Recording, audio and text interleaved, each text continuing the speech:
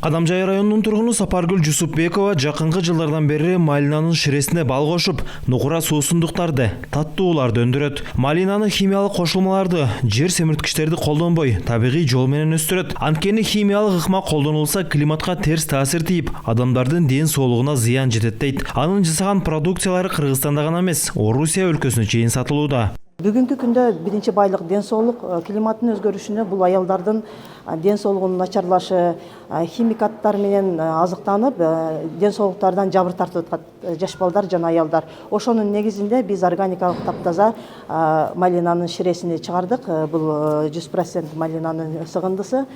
Бул биринчиден давленияга жакшы, нормалдаштырат, сахарды нормалдаштырат жана ошондой эле нерв клеткаларыны түзөйт. Климаттын өзгөрүшүнө ыңгайлашып, кесепеттерин азайтууга салым кошкон айымдар Агахан фонду уюштурган Ош облусундагы форумга чогулушту. Мында айыл чарбасындагы жерлерди колдонууда, продукция өндүрүүдө, жайыттарды пайдаланууда келтирилген зыяндар тууралуу маалыматтар айтылды. Союз убагындагы десек болот. Ошентип бул климат өзгөрүп атат. Кыргызстанда учурда Агахан фондунун климаттын өзгөрүүсүнө туруктуулук, айыл чарба жана азык-түлүк коопсуздугу программасы иштеп жатат. Анын алкагында фонд Ош, Баткен жана Нарын облустарындагы ишкер айымдарга колдоо көрсөтүүдө. Мында нукура азыктарды өндүрүү, жайыттардын бузулушунун алдын алуу, көчөттөрдү көбөйтүү сыяктуу багыттар бар.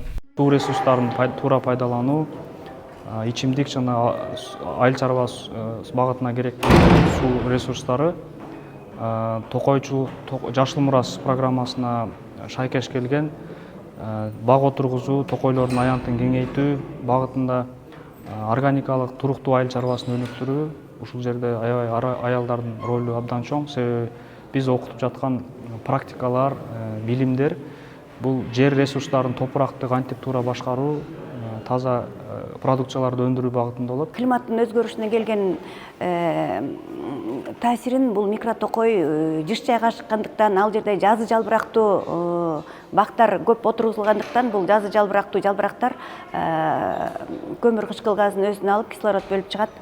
Анан ошо чөйрөнүн абасын тазалоодо, кислородду бөлүп чыгарууда, ошо чөйрөнүн экологиянын баягы тийгизген таасирине туруктуу болууга салым кошот. Форумдун соңунда асыл тукум мал, тоюттун түрлөрүнүн көргөзмөсү да уюштурулду.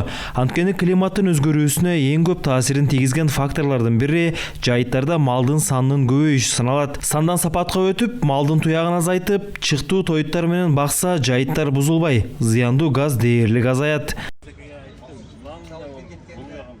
Сыймык Марат уулу, Бектур Калыбек уулу, ЛТР, Ош облусу.